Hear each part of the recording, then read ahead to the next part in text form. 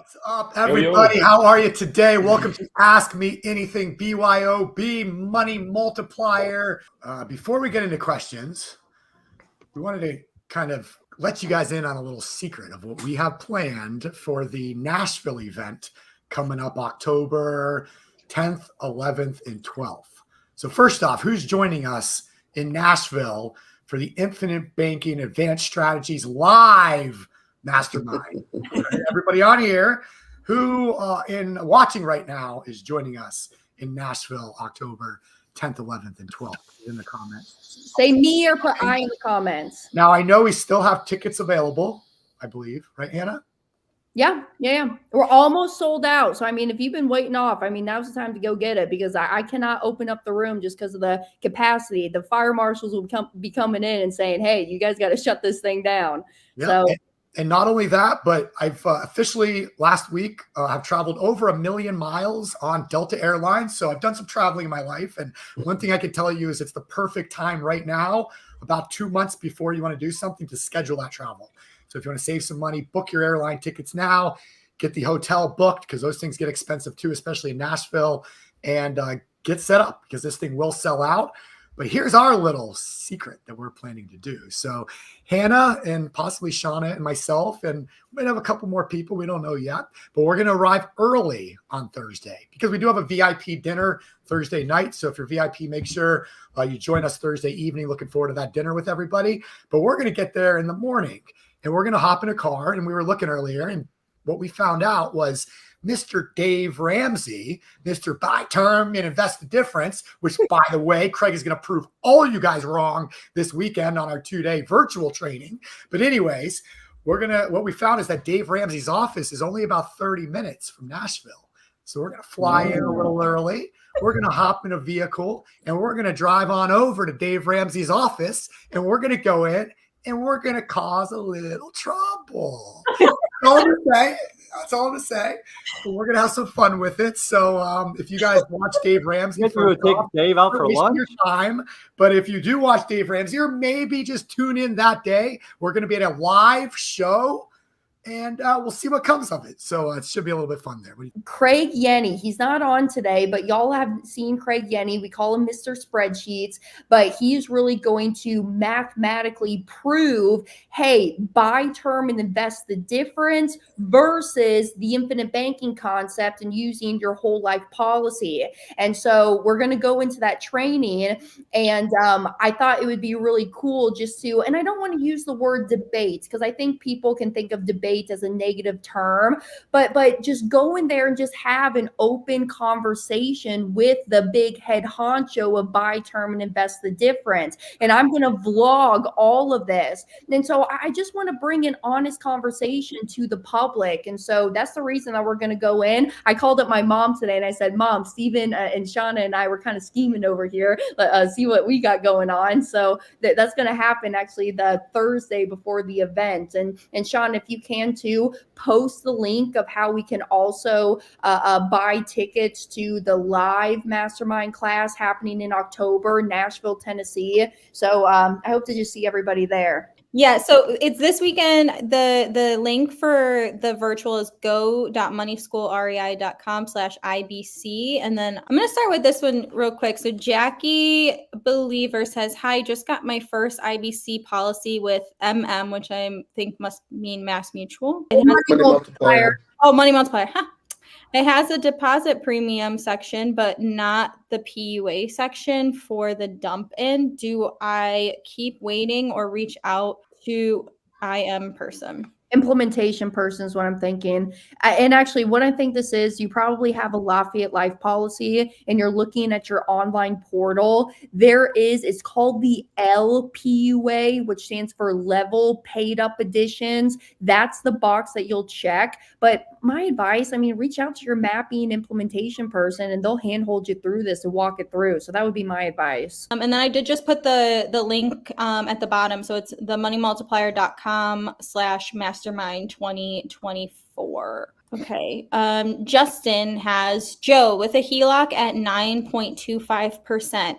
Is there anything that you could really even invest in with it being that high? Might not be worth it, but figured I'd just ask anyways. Well, anything over 9.25 is going to be better than what you're making. So even if you find something at 12, you're still utilizing it. So, I mean, Who's at 12? Joe, who's at 12? There's a whole bunch of people at PMC. You got Robin Nicole. There's minimums with that. You know, it just depends on what you know, like, and understand. Joe, how can Justin contact you? Joe at chrisnoggle.com. Joseph at chrisnoggle.com. Yeah, technically it's Joseph. Yep, it's right there. I'll talk. Yeah, if you're looking, I like that question though. He has a point. Yes, yeah, 9.25. Where can I get a better return and make a profit? But he's also asking, what's the risk? Like, if he has an adjustable rate, it's at 9% now, and the investment's 12. There is risk there that the interest rate might be high. Maybe the investment fails. He has a loan on the HELOC now. So what's the risk mitigation for the return on investment? I think is also his question, which is exactly the question I would ask too. That's the reason I may or may not want to use a HELOC personally. So what do you think about that, Joe? No, what would be your thoughts? You still have to know, like, and understand. That covers that part of it. Yeah. He says he has a fixed rate, so that helps. 9.25 fixed. You know, I mean, if your first position lien on a house, please don't pay me. I'd rather take your house. Now what are you going to do now? I don't care. Don't pay me. I'm first position lien. What's my risk? You've been doing it, Carson, for two years. Haven't you paid back every one of your investors? Yep, very little risk for them. Because you didn't want to lose your house, right? Yep. Because you know I'd be the first one there taking it right away from you. Yeah. It's just risk reward at the end of the day. Are you willing to take on that risk to deal with all that if something does go wrong or not for 2.5%? You know, this is where you step up though and you negotiate. You learn how to communicate. You learn how to negotiate. You learn how to do the business. I mean, we have a great course called Accelerator through Private Money Club that teaches you how to do this. But you negotiate a deal. Say, hey, you need to get this deal done. You're gonna make a bunch of money on it, but I need 18% or whatever it is, and get what you need. There's people need money right now. Banks are tight right now, and so.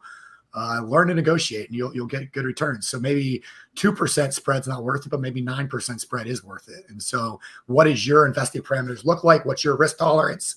And then how do you make that work for yourself? Everybody that knows me that knows that my interest rates are a lot more than 12. So I don't play around with 12. Question 2. So will there be a recording of the 2-day IBC if we can't attend live?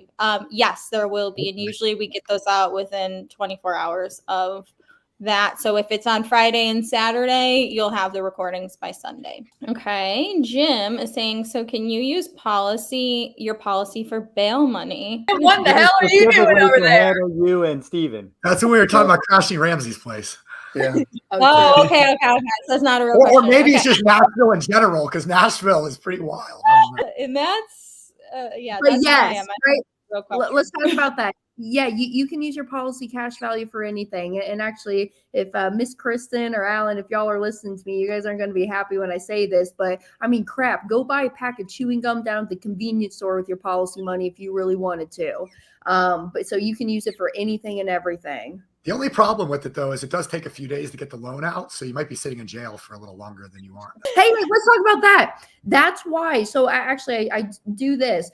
I keep 3 months of overhead expenses inside of my regular checking account. So if I see that there's more than 3 months of overhead, and I'll just be very transparent, my overhead monthly is about $20,000 a month. So if I see that there's more than 60 grand sitting in my checking account, I will move that money into the policy. So if I needed money like yesterday, I got money in my checking account that's sitting there that I can go and deploy out. Nice. Okay, MRC is saying, I'm ready to start my second policy. However, my first policy annual anniversary is in December.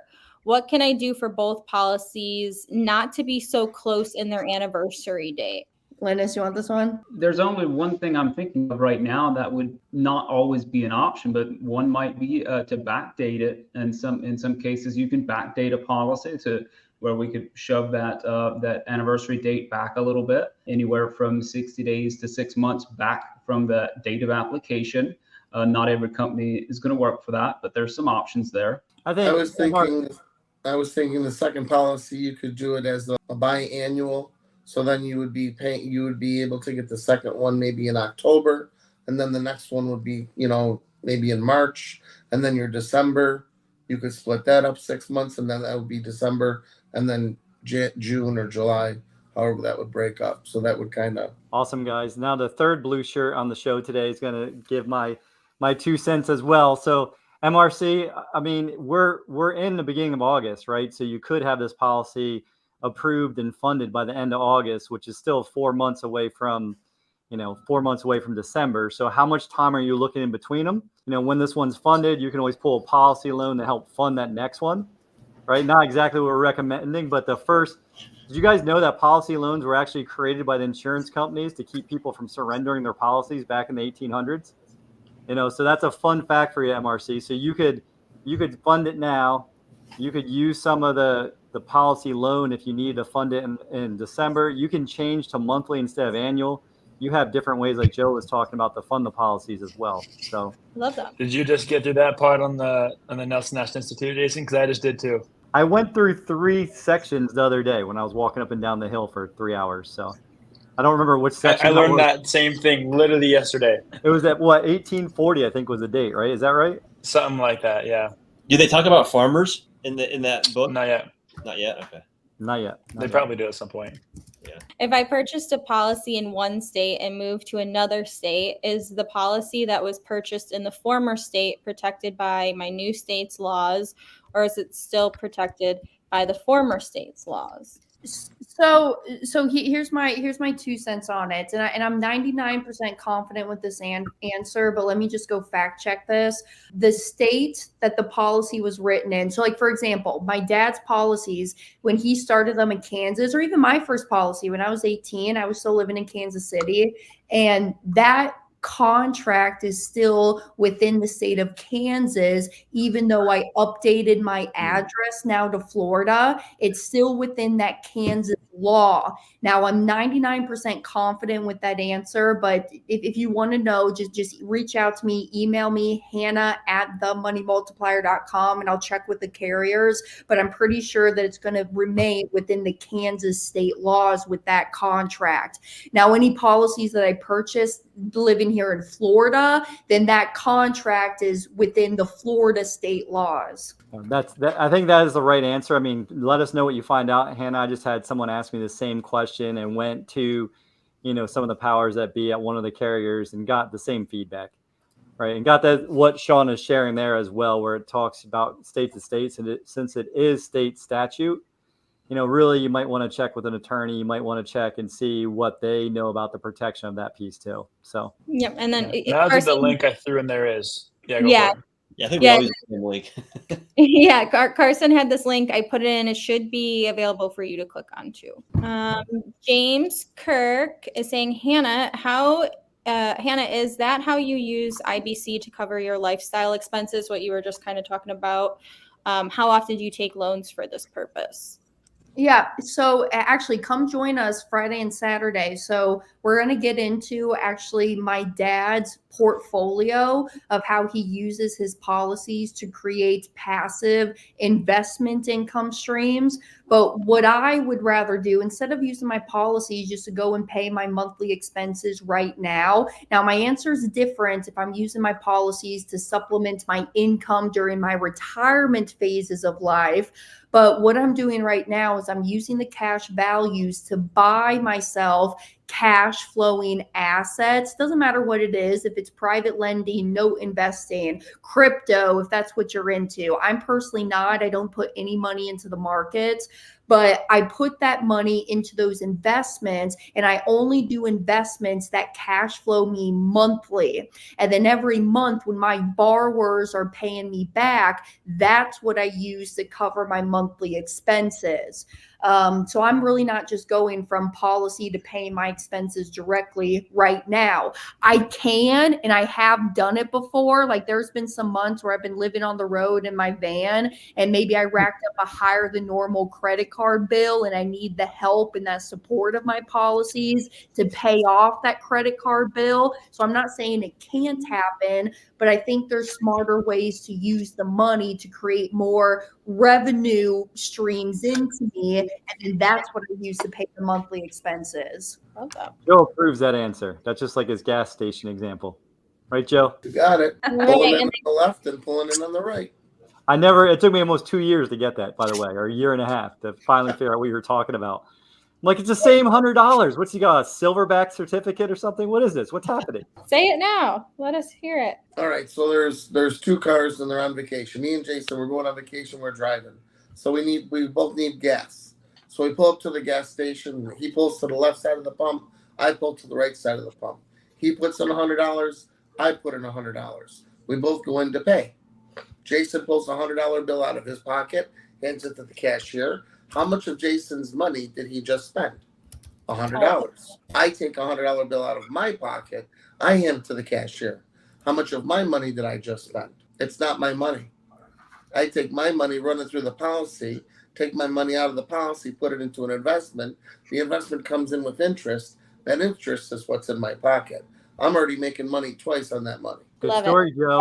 Hey, real quick, and y'all go Google this. I'll be talking about this on Friday and Saturday. So, James, this is kind of what I'm referring to. But go look up the cash flow quadrant. And there's 4 sections of that, of how people are producing income and making money for themselves and their family. And the whole idea is you want to be in the quadrant of the investor quadrant to leverage your time. And that's what we're here talking about. All right. Dusty Showers, Pest Tips, and Animal Rescues says, hey guys, I'm cash poor, but have a bit in crypto.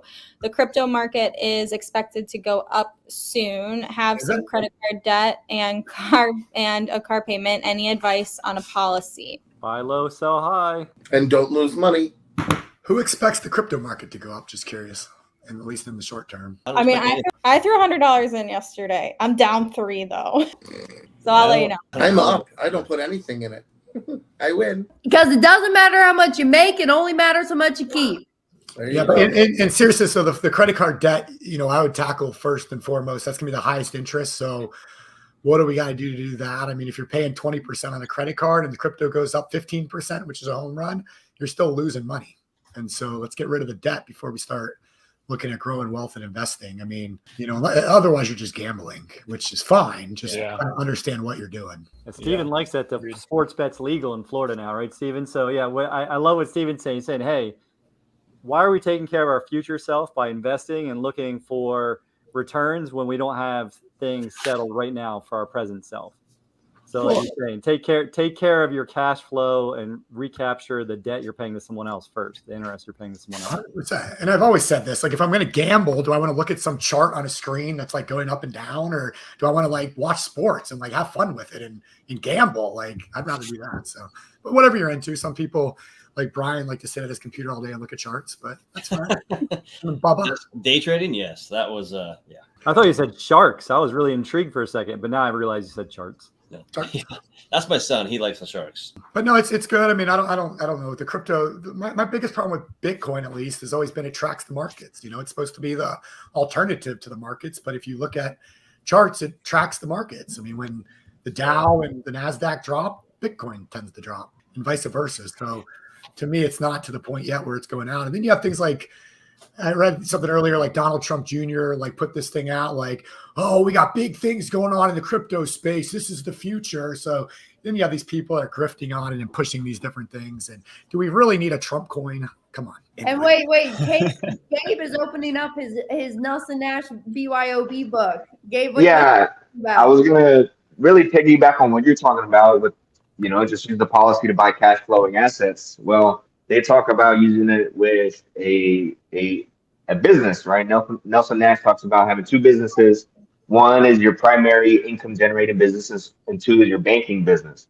And of the 2, the banking business is the most important. The same way BMW has BMW financing, but they don't just have a bank because it would cost them too much to acquire customers, competing with banks. But they have captive customers with the people that want to purchase the BMWs. So I'm a big proponent on investing in yourself, but really you want to build an asset, build a business. For me, and you guys, I've just been taking so many notes, and I love being around the campfire. You invest in things you like, know, and understand. I love jiu-jitsu, and that's why I opened up a jiu-jitsu school. It did take me a while, about 9 years of training, but once I decided to open up a school, there's about 2 years of studying the markets and just teaching all the time and getting to a point where people are willing to pay me to come learn jiu-jitsu from me, because there's already a lot of people are more established, and I did have to live off of my loan policies, right? But everything went to the business, and now we have cash flow. We were positive cash flow. We're cash flow positive, and I'm getting ready to start investing in marketing. Marketing is something else that now I can get a return on, right? Where because I have a product that can sell, but it does take time. But really, you are your biggest asset, so you should invest in your own education. But there's no science to it. It's more of an art. There's the mechanics and the paths and the method that we teach. But to make a fulfilling life, you got to find work that you like, know and understand, right? Gabe, I love that, man. Thanks for sharing the story. And the space that you're sitting in right now, how'd you pay for that? Yeah, with the policy, even like within the business, like this one, just a little. I get the drinks at Costco, coconut water. I buy 40 water bottles for $4, 10 cents a piece, and I sell them for $1. So here, I buy it with policy money, and then get the money from the customers, run that back through the system. There's mechanics to it, but it's just about using your creativity and using the policy to buy cash flow and assets.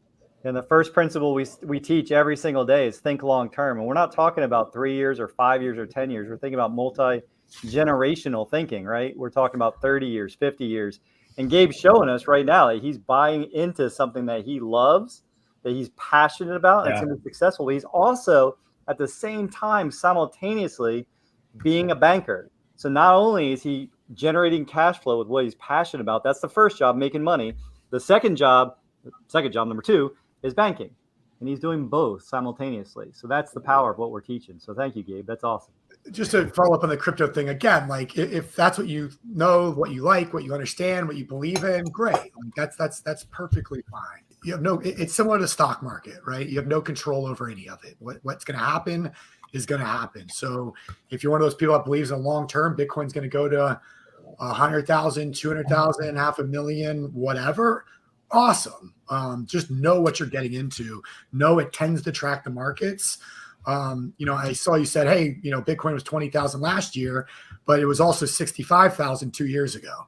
And so when did you buy? What does that look like? We go back to what Joe was talking about earlier with the drawdown effect. If you buy and sell at the wrong times, you're riding that thing, you're going to end up losing. You got to make a lot more than you're losing just to break even again. So there's a lot that goes into that. So just kind of know what you're getting into, if you're using that as a way of, for the future, for building wealth, whatever the case might be.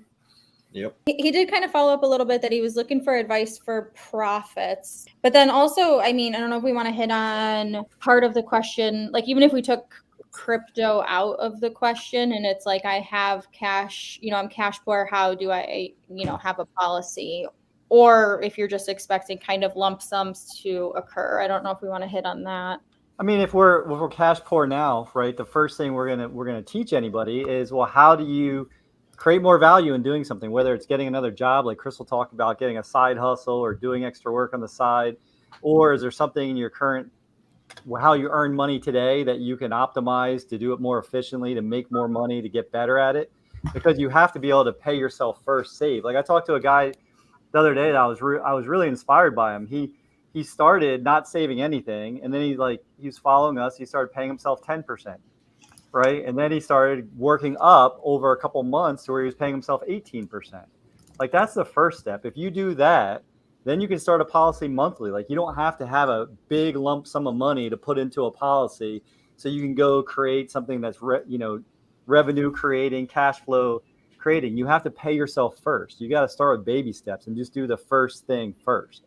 So whether we're talking about having the money tied up in crypto, or it's in real estate, or you've got 10 kids and you're putting them all in private school, right? If you don't have cash flow, how can you go make some more money first? Hey, let me chime in too, because Dustin's asking, hey, I'm not looking for crypto advice. I'm asking for advice on where to put the profits. I hopefully we're being very, very clear here. What I would do, because everybody's got their own philosophies, but I put my profits in the policies. Because the whole idea is run the money through the policy first, and then through my policy, I will go buy my crypto. I will place my profits back into the policy if I don't have more crypto to go buy. And let me be clear with that. I'll even get even more detailed for my people who have been practicing this. Max out your paid up edition premium, or AKA I call them dump-ins. Max those out. The whole idea is capitalize, and don't be afraid to capitalize, because once I get that money through the policy first, I'm earning my guaranteed uninterrupted compounding, and then I'll take it back out to go place it into the crypto. Hannah, can I ask for a distinction there? So when we're teaching banking, right, we're talking about the paid up additions. We're talking about pumping more into it early so it starts compounding, like you just said, right away. But we're talking about after the policy's in force, going back to that carry and saying, how much additional paid up additions can I put in this policy in this month, right? That's what you're speaking to? Just yes. To be clear? Okay. Yeah. I'll make this comment. If you are a Money Multiplier member and you're practicing this with us and our team, reach out to your implementation specialist. I won't get into this. I got a podcast episode coming out here soon with Clay Summers. And if you're going to be at the October Mastermind, you'll meet Clay Summers. He's been with one of these insurance companies for over 40 years. And we get deep into the MEC limits, how the insurance companies figure out those MEC limits. But anytime there's a material change on the policy, meaning that I pay a premium, I have an age change, something happens, that MEC limit moves. So that MEC limit is a moving target, increasing each and every year, each and every time there's a material change. So I just ask them, after I pay my premium, I say, hey, how much extra paid up edition premium can I add to this policy without hitting MEC?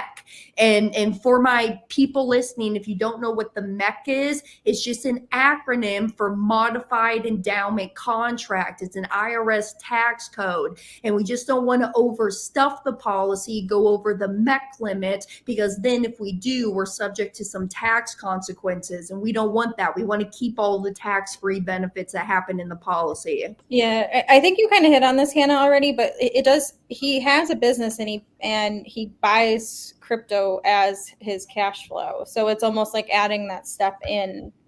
Yeah, so this would be the and piece of it, Dusty. Like, so we're saying put the money in the policy where it's growing, guaranteed, in your one hand, right? It's guaranteed, it's locked up. Your policy basically, once you funded it, sits in a corner. I don't know if it gets to hang out with other policies or not, but it's just sitting in a corner. Yeah, Caleb's book right there, the and asset. It's by itself. When you borrow from the general fund. So now you've got money working in two places. It's growing inside the policy where it's guaranteed growth. It's most likely going to earn you a dividend, right? They're all, every year that all 5 of the mutually owned companies we work with have been in business, they've been profitable. So whether it's 100 or 175 years, they've been profitable every single year. So you're taking the money, you're putting it in your banking system, and then you're going to go out and put it in crypto. Now you're making leverage with it. Hey, Jason, one thing I just want to say to that, actually, it's even longer than that, because these insurance companies have been around even longer than our tax code's been here. And tax code's only been here since 1913. So there's so many, and I don't know, maybe I'm not doing my math correctly. I think after I say this, you're correct, Jason. But these insurance companies, they've been around since the late 1800s, early 1900s. And we've got 100. I think the math is 100, 137, 148. 165 and 175 years these companies have been in business, the ones that we're partnered with. So yeah. Hey, and also let my ADD run here for a second. Justin, I'm talking to you right now. Justin, I'm coming up there August 17th to Larry Steinhaus's event, Investor Schooling. If you guys are around the Philadelphia area, he's in Langhorne, Pennsylvania. I'm going to be out there on the 17th of August in 10 days from now. So hopefully I'll see you. Hopefully I'll see your sister out there. And then also something that I haven't even been talking about just because we're trying to make it through this year. But do you guys know, okay, this might be like a very Gen Z thing I'm about to say, but on Disney Channel, you know how they had the crossover of The Sweet Life of Zach and Cody and That's So Raven and Hannah Montana, and they had this like big crossover of That's So Sweet Life on Deck with Hannah Montana. Anyways, for my Gen Z millennial people, you'll get that. Carson, it's me. I got you. But we're doing that. So Larry and I are actually putting on a co-host event in March of 2025 down here in Florida, Tampa, Florida. So that's coming up. And so Steinhaus and I, we got some cool things coming. Anyways. All right. So Fern is saying, about how long does it take to receive funds once I've requested a loan from my policy? Should I be prepared to wait a few weeks or will it be less? I requested last Friday. Fern, should be 3 to 5 days. And if you haven't heard, you can always follow up with the carrier or follow up with your implementation specialist, because I have made mistakes before not using my implementation specialist and not filled out something, like forgot to put my social on something or forgot to fill out a piece. And then they're like, oh, yeah, we sent you an email about it, and I hadn't responded. So if you haven't got it in a timely fashion, just reach out. Usually 3 to 5 days. I've had that happen where someone, they did that, and they called and said, hey, it's been 2 weeks. I'm like, well, first off, if it's been like a week, say something to us so we at least know about it, because we don't know if we don't hear from you. But what happened is the client went in and requested the funds without talking to their implementation specialist first. And the funds were sent via paper mail. So they got a physical check, right, like this, right here in the mail, and it takes about sometimes 3 to 4 weeks to get that. And so that was a mistake they had made when filling out the paperwork online. And so the implementation specialist just said, hey, make sure you do this, X, Y, and Z, and next time it'll be 3 days. So yeah, be that polite squeaky wheel is what Brian's saying. He's saying, exactly. Yeah, follow up, see what's going on. You're responsible for this. Yeah, You're responsible. You took ownership. Yeah, and I got a text from a client yesterday, same thing. Hey, let's even add on to that, because, hey, you are in control of all of this. A question I sometimes get is, Hannah, this kind of sounds too good to be true. What are the cons? How can I screw this up? And that's the biggest thing. You are the biggest person that can screw this thing up. Nobody can screw this stuff up besides you and how you use the policy. So, you got a team of support people that are here to help you. And then let's even talk about that. People ask me, well, Hannah, you don't charge for your services. How do you guys get paid? And what's in it for you guys? Right? So, I mean, we get paid directly from the insurance company. That's how I feed my kitty cats and keep my lights on. But the whole idea of how we make this a win-win scenario, because I'm telling you right now, when you read this black book, Becoming Your Own Banker, you will understand that one policy is not going to suit and solve all of your financing and your banking goals. And as time goes on, you're going to expand and start more policies. And hopefully you like us enough, you see the value that we're giving to you, that you come back and you start more policies and you refer your friends and colleagues and family members. And it's just a win-win for everybody. That's a good point right there. One of the questions that we get quite a bit on this kind of stuff is, what's the risk of infinite banking, or what's the risk of the policy, or where's the risk lie? And we all have different answers, but my answer is this: the risk lies with you, the policyholder. That's the main risk, because if you don't manage it correctly, like Hannah's saying, then it cannot work as efficient as possible. But that's why we're here. We're here as your resource to educate you and give you that knowledge so that you can manage that risk. Yeah. Efficiency is the key. Beautiful. Okay, so Mimi is saying, so if you have one policy, is it better to use the cash value to loan out or pay off my home, my only debt? So if your home is your only debt. Yeah, you want to make arbitrage. Hey, well, Joseph, hit it at both angles. So, hit it at cash flow angle, hit it at interest rate angle. Depending on the interest rate of what your house is, you have equity in your house. You could come in and utilize the home equity. You could utilize the cash value. You could create a tandem, which would be putting it into the policy or running it through the HELOC, putting into the policy, running it through the investment, bringing that back in and creating a one-pot system. Depending on what you know, like, and understand. It depends on what you want to loan it out to. Are you just concerned with paying down the principal? of the house, or when you're leaving all that money stuck in your 2x4s, you don't have access to it. Now you're not being efficient. Just like I said 30 seconds ago, it's better to be efficient, and that's what we try to do. So if you have money going into the policy, being efficient, utilizing the 2x4s in your house to be efficient, and running that all through a system, now your efficiency level goes up, your income comes down, and your bills go away. Is that okay? I think some of it's mindset too. Like what feels more comfortable. Some people just want their homes paid off, right? Some people that makes them feel better. So it's just what is going to be the thing that's right for you.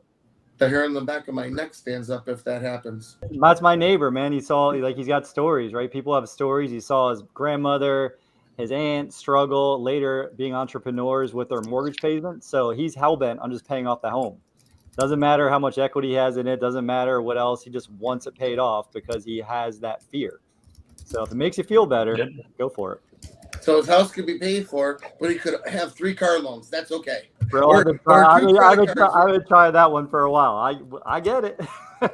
or 2 credit cards that he owes $50,000 a piece on. That's okay. You're right. Just playing. So J10 is saying, what about if I have a HELOC and plan to use for upgrades to my home? Should I dump it into a policy first? So if you have a HELOC and you plan to put upgrades on your home, you're just utilizing one for the other. You take your HELOC, you can put it into the policy. Now you're borrowing from the policy. Your money is working for you to begin with. I would find an investment to put the money into and then have the interest come in to pay for my upgrades in my home. That's what I do. I have other people's pay for my stuff. So HELOC into the policy into an investment comes back in, and that's what I use to put a deck on, put a hot tub on. And let me go in a hot tub. You're welcome. And I'll even expand on that, because Joseph, to go back to the cash flow quadrant, if you're coming to our 2-day event, we'll get deep into it. But Joseph is talking about the 4th quadrant of him being an investor. But Hannah, Joseph, what if I'm not to that quadrant yet? It is totally okay. The whole idea is run the money through the policy, dump it into the policy first, and then take it out to go pay the contractors. And then once I pay them, because, hey, maybe you're coming to us and you're saying, I need this. One thing Larry Steinhaus has taught me, there's financial choices and there's lifestyle choices. The financial choice would be, hey, go give it to investments and have the investments go and pay for the upgrades on the home. But the lifestyle choices, what if I got a leaky roof right now and I got water that's flooding into me? I need that money to go put on a new roof on my house. So that's more of a lifestyle choice. So I'll use the money from the policy to then go and pay the contractors. Then once they're paid and my new roof is on, then I'll just pay myself back as if I were to take this loan from a commercial bank and then pay that back to myself and in the policy. The HELOC interest rate will have to do, have a plan to do with it too, because you're going to have HELOC interest rate. You're going to have the interest rate that you're going to pay back to the policy. You're going to make money in the policy. But if you're, you have to always think of the arbitrage too. I like to make spread on my money. Absolutely. True, a lot to think about. It's all mathematical. It has to all make sense, and you have to do it efficiently. Matthew Fisher is saying, will we still be able to put additional PUA in the policy after the first 10 years? Usually it just depends on the policy structure, the individual, and how it's built. But in most cases, yes. And Matthew's my person. Yes, Matthew. I was thinking, wow, Hannah can read a lot, but she knew. Okay, I found out that if I would have put $25,000 in my adjustable flexible premium life to start, I would have absorbed the mortality charge and administrative fees. Is that what you mean? Yes. You're talking about an index universal life policy. We are talking about whole life policies. There are reasons why we're not using IULs, VULs to create a banking system for ourselves. So if you go over to Chris Nagel's YouTube channel or my YouTube channel, the Money Multiplier Podcast, and just search up IUL, you'll go into the differences of those different vehicles and why we prefer to use one. In my opinion, one's used as a banking system. The other one is an investment. So that's what you're talking about there. That you're talking apples and oranges. It's a different vehicle. Okay, and then actually, Joe, this one just came in, and then I bet you can roll in explain the efficiency is key to this. So question is, generally, as per IBC process, the best way to buy a car is via policy loan. What if you are getting an auto loan at a very low rate, say 1%?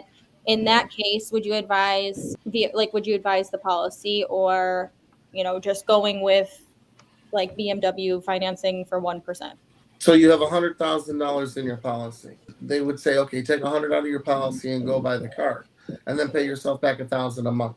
I'd rather take the 100,000, put it into an investment, have the investment come back in at 2,000 a month to pay an $800 GM loan. So you're making 1,200 on that money and still paying off that $800 car. So yes, I would go to GM, get a loan. If it's low, put the money into a investment, have the investment pay for the car. That is another way. And Joe's hitting the nail on the head, because that's exactly what my mama did when she bought her new Camaro back in 2020. I mean, the bankers over there, they gave her a loan interest of less than 1%. I mean, it was cheap money. So the reason that she took out that loan is because, okay, I'm going to take out this loan from you, because then it frees up the capital in my policies to go out and make more investment deals. And then that's what's going to roll in and pay you back, Mr. Banker. But again, this is all in how you behave and act with your policies, because you got to make sure you pay that monthly payment back to the banker each month, because they are in control of that transaction. So it doesn't matter what's going on in your life, you got to make that payment back to them. And I know we got 3 minutes here, but I want to touch on Guillermo's question right here. He's saying, and it was to my comment of IULs and whole lives, he's saying both are living benefits, none are investments. Guillermo, I'm going to die on this hill until the day that they're putting dirt on my head. No, my definition of an investment is it can go up in value, but it can also go down and lose value. That's my definition of an investment. If you go into an IUL policy and you look on the guaranteed side on that tabular detail page, when you get into the stages of 65 to 75, you'll notice that the cash value starts going down along with the death benefit. And it's just because of how that policy is engineered. So yes, it is an investment in my humble opinion. But again, you don't got to agree with me, but that's just my opinion, and I'm going to die on that hill. Sorry if I'm being too blunt, but I'm just straight.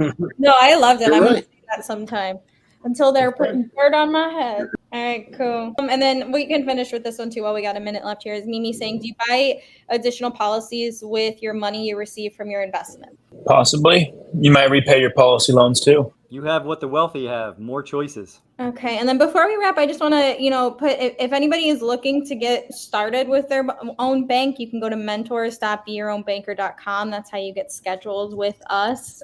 You could be talking to Brian Fouts, Jason Sipple, Carson Herling, anyone on our team there, if you use that link.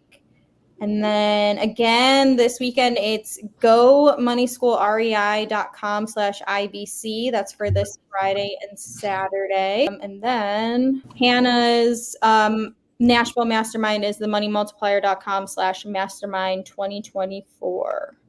Yeah. Hey, and Guillermo, I want you to come out. I would love to meet you in person. So if you come out to that October mastermind, I actually have a whole segment on IUL, whole life. And I actually have that gentleman, Clay Summers, coming on, and he's going to be walking through real life stories and scenarios of what has happened with people owning IULs. And I'll just even shout it out. I mean, I don't mean to, kind of cross promo there, but I mean, we're all just friends. We're a big community over here. If you go to YouTube and look up Life 180, his name is Chris McPatrick, and Chris gets deep into that stuff. And what's really cool about Chris is he's not a licensed life agent. He just has this knowledge. He practices this concept and different things, but really go and study some of his content of what he's doing out there. So Life 180 is a good YouTube channel to study this stuff on.